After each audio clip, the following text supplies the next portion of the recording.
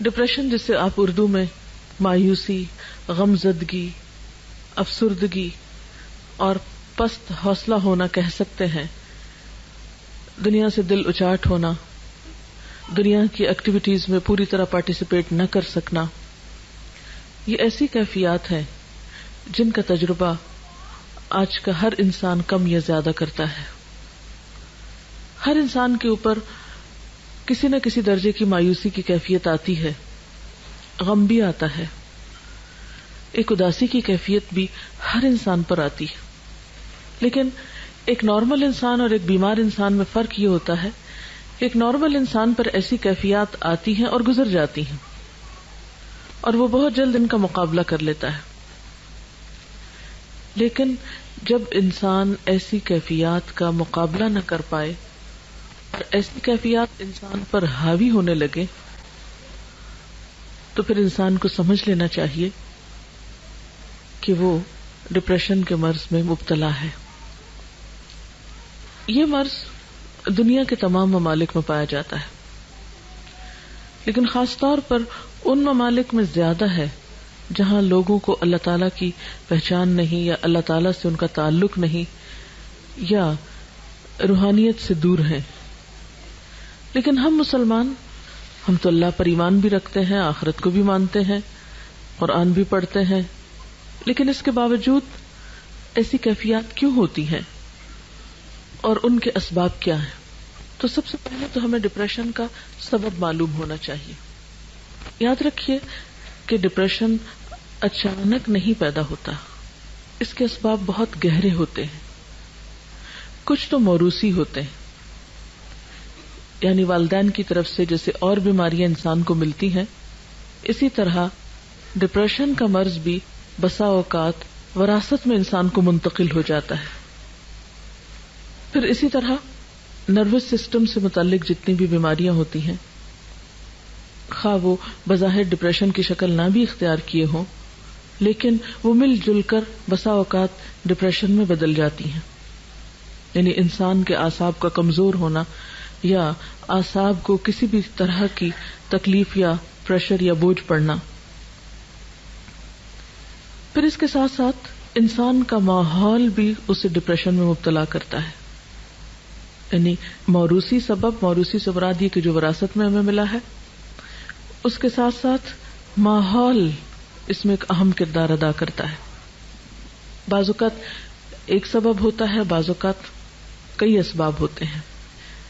پھر اسی طرح ماحول میں کیا چیز ہے، مثلا انسان کا گھر، اس کا خاندان،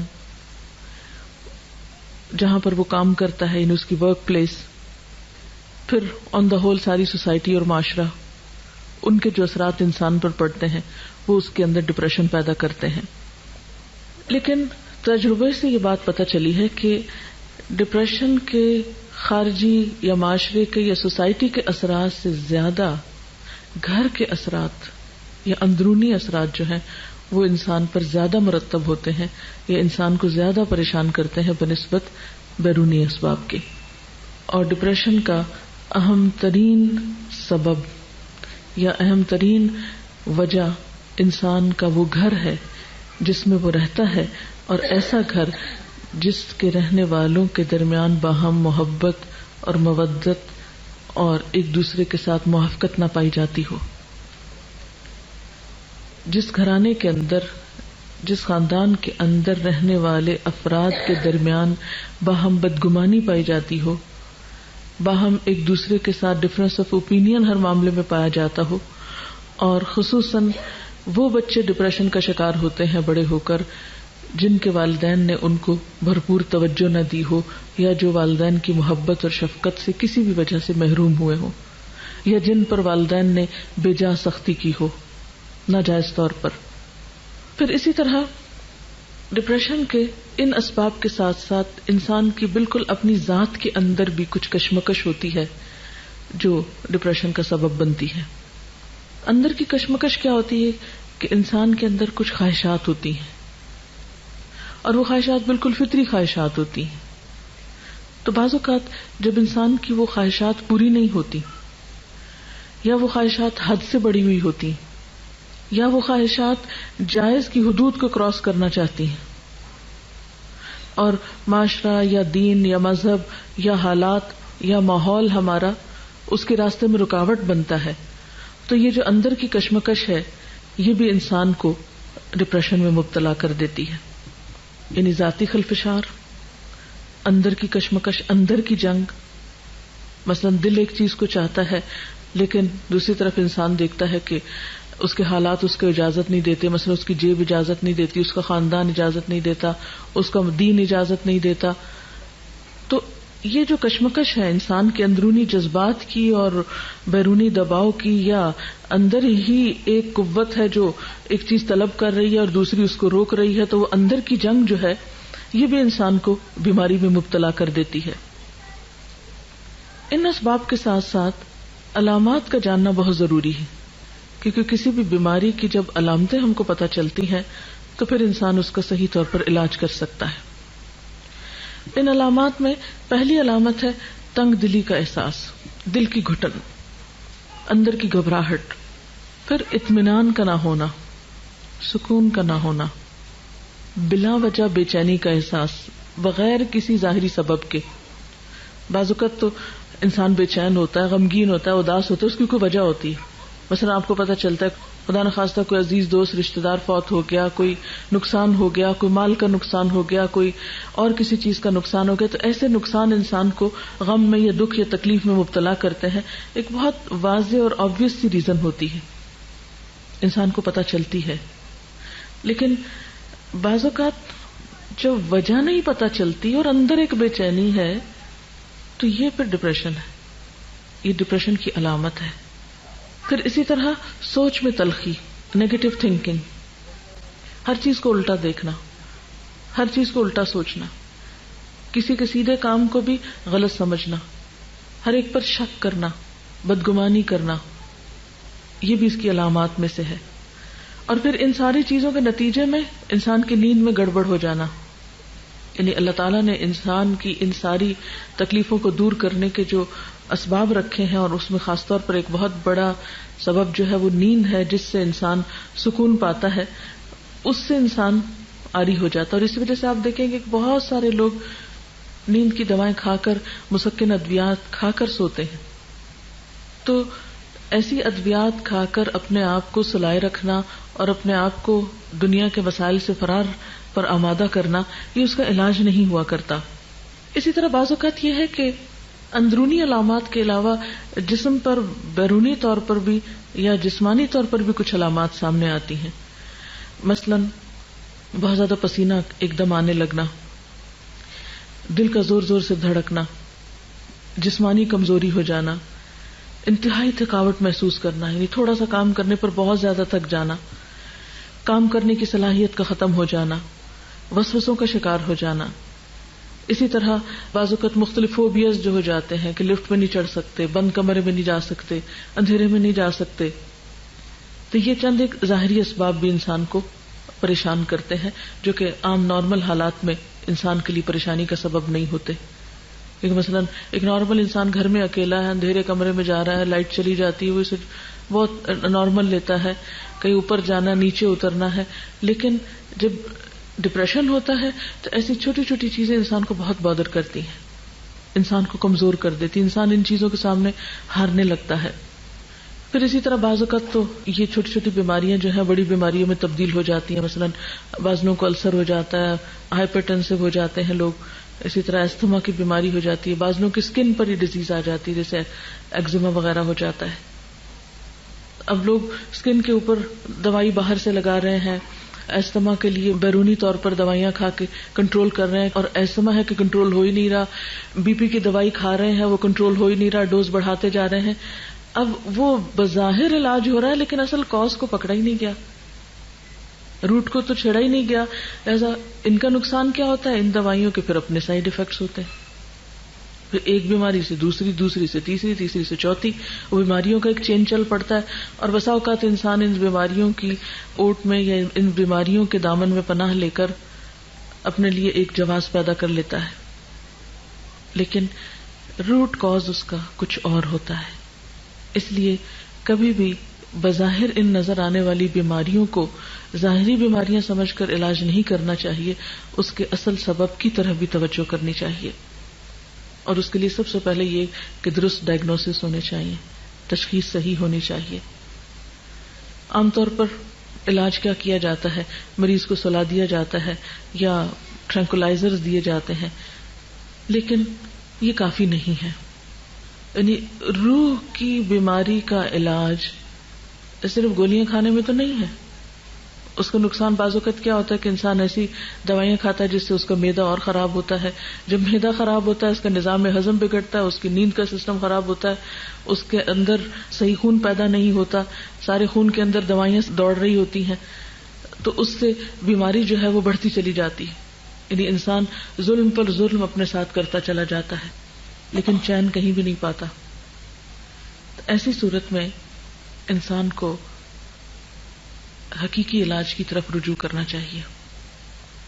اور وہ کیا ہے؟ سب سے پہلے سوچ کی درستگی. کیونکہ جب تک سوچ درست نہیں ہوگی، جب تک زندگی کے بارے میں اپروچ ٹھیک نہیں ہوگی، اس وقت تک انسان صحیح نہیں ہو سکتا.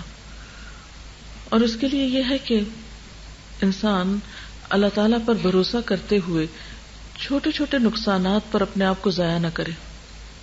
مثلا کسی کا کال ہے کہ گرے ہوئے دودھ پہ افسوس کا اظہار نہ کرے، لیکن ہم میں سے اکثر لوگ اسی عادت کے شکار ہوتے ہیں کہ اگر سویرے سویرے چائے بناتے ہوئے دودھ گر گیا تو سارا دن اسی کا غم. ہر تھوڑی دیر بعد خیال ہے آج دودھ گر گیا تھا، آج دودھ گر گیا تھا، آج دودھ گر گیا تھا. اس سے مجھے جو ہے وہ چولہا صاف کرنا پڑا، پھر وہ نقصان ہو گیا، پھر گھر میں اسمیل ہو گئی، پھر یہ ہو گیا، وہ ہو گیا. وہ ہر تھوڑی دیر بعد وہ اپنے اثرات بھی چھوڑ جاتا ہے اور پھر ہم اسے دیکھ دیکھ کے دکھی ہوتے رہتے ہیں. حالانکہ جو گرنا تھا گر گیا، بس ختم. اس کے بعد اس کو بھولنے کی کوشش کرنی چاہیے، کیونکہ اب افسوس کرنے سے حاصل کچھ نہیں. پھر اسی طرح کسی نے یہ بھی کہا کہ سیٹی کو اس کی قیمت سے زیادہ میں نہیں خریدنا چاہیے. یعنی سیٹی ایک معمولی سی چیز ہے نا، روپے 2 روپے میں مل جائے گی، اس پہ 10 روپے کیوں لگاتے ہیں آپ؟ تو جو چیز جتنی حیثیت کی، جتنی قیمت کی ہے، اس کو اسی قیمت میں رکھنا چاہیے، اس سے زیادہ اسے اہمیت نہیں دینی چاہیے. اگر 2 روپے کا دودھ گر گیا یا 10 روپے کا گر گیا تو اس کے بدلے میں اپنے آپ کو جو آپ اتنے قیمتی ہیں اس کو کیوں پریشان کر رہے ہیں، اس کو کیوں نقصان دے رہے ہیں؟ تو چھوٹے چھوٹے نقصانات پر بڑی چیز قربان نہیں کرنی چاہیے.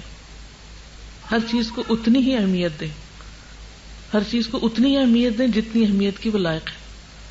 ہر نقصان پر اور ہر جانے والی چیز پر یہ سوچیں کہ اس چیز کی ویلیو کیا ہے، اس کی حقیقت کیا ہے. جس کے لیے میں اتنا رو رہی ہوں، کوڑ رہی ہوں، جان جلا رہی ہوں، خون جلا رہی ہوں، اس کی حقیقت کیا ہے؟ تو آپ دیکھیں گے کہ بہت ساری چیزیں جن پہ ہم دکھی ہوتے ہیں ان کی حقیقت کچھ بھی نہیں ہوتی، بالکل معمولی چیزیں ہوتی ہیں، لیکن اس پہ جو ہم خرچ کر رہے ہوتے ہیں وہ بہت بڑا ہوتا ہے. اور پھر اسی طرح یہ ہے کہ ماضی اور مستقبل کے دروازے بند کر دینے چاہیے، حال میں زندہ رہنے کی کوشش کرنی چاہیے. ماضی کو بھول جائیں اور مستقبل کے بارے میں سوچنا چھوڑ دیں. کل جس نے جنم ہی نہیں لیا اس کے بارے میں کیوں سوچ رہے ہیں؟ اور ماضی جو فوت ہو چکا اس کے بارے میں کیوں سوچ رہے ہیں؟ نہ وہ ہاتھ میں نہ وہ ہاتھ میں. جو ہاتھ میں اس کی قدر کریں، جو آج پاس ہے اس کو ویلیو دیں. پھر اسی طرح آپ دیکھیں کہ کوئی بھی بیماری اس کا علاج کرنے سے پہلے پرہیز زیادہ اچھا ہوتا ہے. جیسے عام طور پہ ایک محاورہ بھی ہے نا کہ پرہیز علاج سے بہتر ہے. یعنی بجائے اس کے کہ انسان ایک بیماری کا شکار ہو اور پھر علاج شروع کرے تو اس سے پہلے ہی پرہیز کرنا چاہیے. کیونکہ ڈپریشن کی بھی سٹیجز ہوتی ہیں، پہلا درجہ، دوسرا، تیسرا، آگے. اگر آپ کو پہلے درجے کا ڈپریشن یعنی کہ آپ چھوٹی چھوٹی بات پہ افسردہ یا غمزدہ ہونا شروع ہوئے تو فوراً کانشیس ہو جائیں کہ نہیں اس سے آگے نہیں جانے دینا. اس کو کیا وجہ ہے، کیوں میں ایسا کر رہی ہوں؟ سبب کو جانیں اور اس سبب کو بالکل چھوٹا کر کے رکھ دیں. یہ تو کوئی بات ہی نہیں. بڑی سے بڑی بات کو اگر آپ تولیں اپنے مقابلے میں تو ہر جانے والی چیز کا نعم البدل ہو سکتا ہے، لیکن آپ کی اپنی ذات کا کوئی نعم البدل نہیں ہے. اگر آپ نہ رہے وما یغنی عنہ مالہ اذا تردی، انسان اگر خود ہلاک ہو جائے تو اس کا مال اس کے کس کام کا، دنیا کی نعمتیں کس کام کی. اس لیے سب سے پہلے تو پرہیز ضروری ہے. یعنی جہاں اپنے اندر ایسے جراثیم دیکھیں، جہاں اپنے اندر ایسی کوئی کیفیت دیکھیں تو فوراً یہ سوچیں کہ وجہ کیا ہے اور اس کو یہیں ختم کرنا، اس سے آگے نہیں جانا. اور اس کے لیے سب سے پہلی چیز یہ کہ ہمیں اپنے آپ کو انالائز کر کے یہ دیکھنا چاہیے کہ مجھے کس چیز سے ڈر لگتا ہے. کیونکہ ڈپریشن کے اسباب میں ڈر بھی ہوتا ہے، خوف بھی. کس چیز کا ڈر ہے مجھے، کس چیز کا غم ہے؟ تو آپ دیکھیں گے کہ بہت سے لوگوں کو ڈپریشن اس وجہ سے ہوتا ہے کہ وہ انجانے اور غیر معلوم قسم کے تفکرات میں گھرے ہوئے ہوتے ہیں. جیسے ابھی میں نے کہا نا کہ ماضی اور مستقبل کے دروازے دونوں بند کر دیں، صرف حال کا دروازہ کھلا رہنے دیں. مثلا آپ دیکھیں کہ اگر آپ ایک گھر میں ہیں، بڑا گھر ہے اور آپ اس میں ایک کمرے میں رہ رہے ہیں، تو عقل مندی کیا ہے کہ باقی کمرے بند کر دیں. کیوں آپ کھلا چھوڑتے ہیں ان کو کہ روز مٹی پڑے اور روز صفائی کرنی پڑے؟ جب تک وہ استعمال نہیں ہوتے تو بند رہیں. جہاں آپ رہ رہے ہیں بس اسی کی حفاظت کریں. تو آپ آج میں رہ رہے ہیں، آج کو دیکھیں کہ آج کا دن آپ کے لیے کتنا قیمتی ہے، اس میں آپ کیا کر سکتے ہیں، اس سے کس طرح فائدہ اٹھا سکتے ہیں. تو اس میں یہ ہے کہ خوف ہمیشہ مستقبل کا ہوتا ہے نا، مستقبل کے بارے میں انسان کو کچھ پریشانیاں ہوتی ہیں. لیکن آپ جانتے ہیں، میں اور آپ سب ایمان رکھتے ہیں کہ ہر چیز اللہ کے اختیار میں ہے. کل کا علم صرف اللہ کو، صرف. اصل مشکل یہ ہے کہ ہمارا جو غیب پر ایمان ہے نا وہ درست نہیں، اللہ پر ایمان جو ہے وہی درست نہیں ہے. ہم ایمان بھی رکھتے ہیں اور ساتھ شرک بھی کرتے ہیں. ہم مستقبل کو اللہ کے حوالے نہیں کرنا چاہتے، اس کو اپنے ہاتھ میں رکھنا چاہتے ہیں. اس کے فیصلے اور اس کی بھلائی اور اس کا فائدہ ہم سمجھتے ہیں ہمارے ہاتھ میں ہے، جبکہ ہمارے ہاتھ میں کچھ نہیں ہے. ہمارے ہاتھ میں تو وہ بھی نہیں ہے جو اس وقت میرے پاس ہے. ہم تو اتنے کمزور ہیں کہ ہمیں نہیں پتا کہ ابھی تھوڑی دیر میں کیا ہو جائے. دنیا میں ہر آن کتنی تبدیلیاں ہو رہی ہیں. کسی کو پتا تھا یہ ہوائیں اور یہ بارشیں اور یہ ٹھنڈک اور یہ سب پھر اس طرح لوٹ آئے گا اور پورے ملک کو بارش اس طرح لپیٹ لے گی؟ کسی کو خبر نہیں تھی. 2-4 دن پہلے کسی کے وہم و گمان میں بھی نہیں تھا. ہو سکتا ہے کہ آپ ایک ہفتہ پہلے کی گرمی دیکھ کے پریشان ہو رہے ہوں اور سوچ رہے ہوں کہ ہائے گرمی آ رہی. کم از کم اور تو کسی کا نہیں مجھے پتا، میں اپنے بارے میں ضرور کہہ سکتی ہوں کہ ذرا سی دھوپ تیز ہوئی تو مجھے ایک دم پریشانی ہوئی، یا اللہ، اور میں اپنے دماغ پہ بوجھ ڈال کے بیٹھ گئی اب پھر گرمی آ رہی، مجھ سے تو کچھ نہیں ہوگا. اور تھوڑی دیر میرے اوپر وہ کیفیت رہی، پھر میں نے سوچا چھوڑو، کوئی پتہ نہیں کل کو کیا ہوتا ہے اور کیا ہونا اور کیا نہیں. اور اس کے بعد میں فوراً اس کیفیت سے نکلی. اور اگر میں نہیں نکلتی اور سارا دن میں اپنے آپ کو اس میں مبتلا رکھتی تو واقعی میں کچھ نہیں کر سکتی تھی. میرے اپنے اوپر وہ کیفیت آئی ایک خوف کی کہ گرمی آ رہی ہے، کیونکہ مجھے گرمی سے ڈر لگتا ہے بہت. جہنم سے بھی بہت ڈر لگتا ہے اور گرمی سے بھی بڑا ڈر لگتا ہے. تو مجھے لگتا ہے کہ گرمی آئی تو میرے کام کرنے کی صلاحیت جو کم از کم آدھی ختم ہو جائے گی اور بہت مشکل پڑتی ہے مجھے اس کو ڈیل کرنے میں. خیر، اور آج جب مجھے سردی لگ رہی تھی دن کو تو میں سوچ رہی تھی کہ میں کتنی احمق تھی کہ میں گرمی سے پریشان ہو رہی تھی. مجھے تو نہیں پتا تھا کہ اگلے ہفتے موسم ایسا ہو جائے گا. اور واقعی ہمیں نہیں پتا کہ کل کے لیے جس چیز سے ہم پریشان ہو رہے ہیں وہ کل ہوگی بھی کہ نہیں ہوگی. تو ہر وہ چیز جس کا خوف آنے لگے، کوئی بھی چیز، کیونکہ خوف ڈپریشن کا سبب بنتا ہے، ہر وہ چیز جس کا خوف آنے لگے اس کو اپنے دل سے نکالنے کی کوشش کریں کہ نہیں، میں نے کل نہیں دیکھا، مجھے نہیں پتا کہ کل کیا ہوگا. آج نہیں ہے یہ چیز میرے پاس تو اس لیے مجھے پرواہ نہیں کرنی چاہیے. پھر آپ دیکھیں کہ دوسری بات یہ کہ جن چیزوں کا ہمیں خوف ہے ان کے اسباب معلوم کر کے سبب دور کرنے کی کوشش کر لیں. کوئی بھی چیز جس کا آپ خوف ہے آپ کو تو اس کے لیے تیاری کر لیں. مثلا اگر مجھے خوف ہے گرمی کا تو میں ذرا دیکھ لوں کہ اے سی ٹھیک کام کر رہا ہے یا نہیں، کپڑے گرمیوں کے ہیں یا نہیں، یعنی تیاری کر لوں بجائے اس کے کہ خوف زدہ ہو کے بیٹھ جاؤں اور سوچتی جاؤں اور بس. اس سے تو مسئلہ حل نہیں ہوگا. نمبر 1 یہ کل کا کسی کو نہیں پتا. نمبر 2 یہ کہ ہاں نہیں پتا لیکن پھر بھی ہم ایکسپیکٹ کرتے ہیں کہ ایسا ہو سکتا ہے، پاسبلٹی ہے اور ہو بھی جاتا ہے ایسے، تو اس کے لیے ابھی سے تیاری شروع کر دیں، اس کا بندوبست کریں، اس سبب کو دور کرنے کی کوشش کریں. اور پھر آپ دیکھیں گے کہ جب سبب دور ہوگا یعنی تیاری ہوگی تو آپ کے اندر ایک کانفیڈینس آئے گا کہ نہیں اب آ جائے، اگر مشکل آتی بھی تو میں نبٹنے کی صلاحیت رکھتی ہوں، مجھے پتا ہے کہ کیسے ڈیل کرنا ہے اس لیے گھبرانے کی کیا ضرورت ہے. ہمارے اور خوف کیا ہوتے ہیں؟ مثلا سارے خوف کا تو میں یہاں ذکر نہیں کر سکتی، چند ایک خوف کا ذکر کر سکتی ہوں. مثلا ہمیں خوف ہوتا ہے کہ ہم کل کھائیں گے کہاں سے، ہمارا کیا بنے گا، ہمارے رزق کا کیا ہوگا، کون ہمارے لیے کمائے گا، کون ہمارے لیے لائے گا، کہاں سے کھائیں گے، کیا ہوگا. اور یہ خوف جن کے پاس بہت کچھ ہے ان کو بھی ہے اور جن کے پاس نہیں ہے ان کو بھی ہے، سب کو ہی ہوتا ہے. اللہ تعالیٰ نے قرآن پاک میں اس کا بہت اچھا جواب دیا ہے. وَكَأَيٍّ مِّن دَابَّةٍ لَا تَحْمِلُ رِزْقَهَا اللَّهُ يَرْزُقُهَا وَإِيَّاكُمْ وَهُوَ السَّمِيعُ الْعَلِيمُ. کتنے ہی جانور ہیں جو اپنا رزق اٹھائے نہیں پھرتے، ان کی پیٹھ پہ نہیں لدا ہوا. اللہ ان کو رزق دیتا ہے اور تمہارا رازق بھی وہی ہے. آخر اتنے سال زندگی کے گزارے، کسی دن بھوکے تو نہیں سوئے نا. 20 سال عمر ہے یا 40 سال عمر ہے، 40 سال کھلایا نا اس نے، تو جس نے پچھلے 40 سال کھلایا وہ اگلے بھی کھلا دے گا. یہ اس کے ذمہ ہے. ہم اپنی طرف سے کوشش کرتے رہیں، جو ہم سے بن پڑتا ہے بناتے رہیں اور باقی معاملہ اس پہ چھوڑ دیں. پھر اسی طرح عموماً کیا ہوتا ہے، ہمیں خوف ہے کوئی مصیبت نہ آ جائے، ہائی یہ نہ ہو، مثلاً یہ شینڈلیئر خدا نہ خواستہ یہ نہ گر پڑے، یہ شیشہ نہ ٹوٹ جائے، کہیں آگ نہ لگ جائے، وہ کہیں باہر نکلی ہو بھی خدا نہ خواستہ ایکسیڈنٹ نہ ہو جائے. یعنی یہ چھوٹی چھوٹی باتیں ہوتی ہیں نا جو ہر وقت ہمارے دل سے آ کے گزرتی رہتی ہیں. چھوٹے چھوٹے خوف، یہ نہ ہو جائے، وہ نہ ہو جائے، وہ نہ ہو جائے. یعنی مصیبت کے آنے کا خوف، کسی بھی قسم کی مصیبت کے آنے کا خوف. اللہ تعالیٰ فرماتے ہیں ما اصاب من مصیبت فی الارض ولا فی انفسکم الا فی کتاب من قبل ان نبرأها ان ذلک علی اللہ یسیر. کوئی مصیبت ایسی نہیں جو زمین میں یا تمہارے اپنے نفس پہ نازل ہوتی ہو اور ہم نے اس کو پیدا کرنے سے پہلے ایک کتاب میں لکھ نہ رکھا ہو. ایسا کرنا اللہ کے لیے بہت آسان ہے. وہ تو لکھی جا چکی، اب کیا کرو گے؟ پریشان ہونے سے وہ ٹل جائے گی. ہاں ایک بات ہے، دعا کرو، دعا سے تقدیر بدلتی ہے.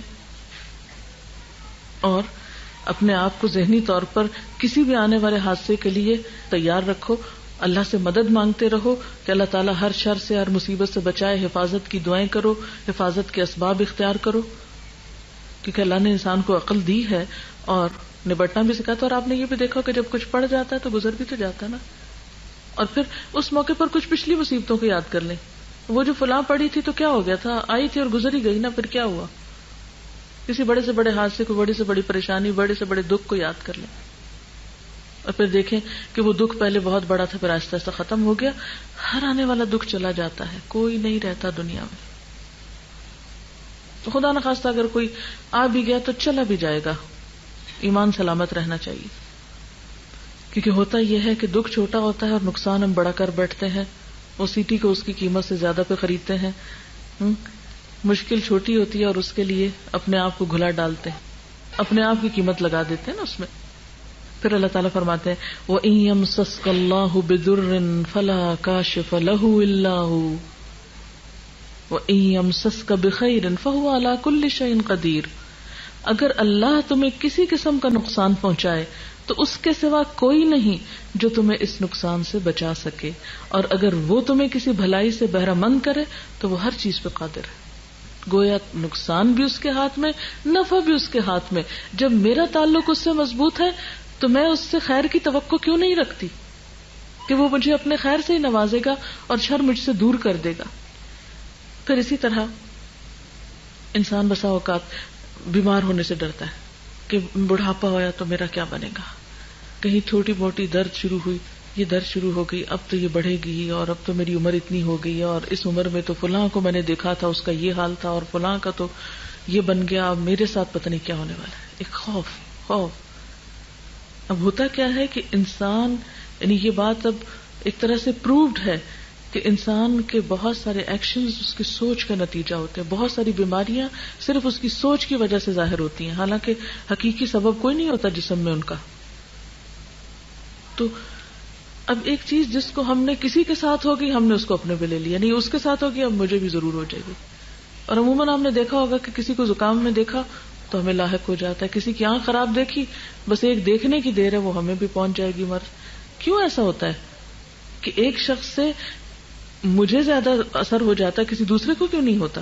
کیونکہ میرے اپنے اندر وہ جذب کرنے کی صلاحیت زیادہ ہے. وہ اس بیماری کو میں نے خود دعوت دے دی ہے، وہ ڈر خوف کے مارے وہ میرے اوپر حاوی ہو گئی ہے. اور اگر اس وقت انسان دعا پڑھ کے معاملہ اللہ کے حوالے کر دے، حدیث میں آتا ہے نا کہ جو شخص کسی مصیبت زدہ کو دیکھ کے یہ دعا پڑھے گا اللہ تعالیٰ اس کو اس مصیبت سے محفوظ کر دے گا. یعنی چھوٹی سی بھی کسی کو تکلیف میں دیکھے نا، مثلا کوئی گر گیا، کوئی اٹک گیا، کوئی ذرا سا بھی کسی دکھ میں مبتلا ہوا ہے، فوراً پڑھ دیں الحمدللہ الذی عافانی ممن ابتلاہ بہ، اللہ کا شکر ہے جس نے مجھے اس مصیبت سے بچا کے رکھا ہے. تو جب شکر ادا کریں گے اللہ تعالیٰ کا تو اللہ تعالیٰ آپ کو محفوظ کر لے گا.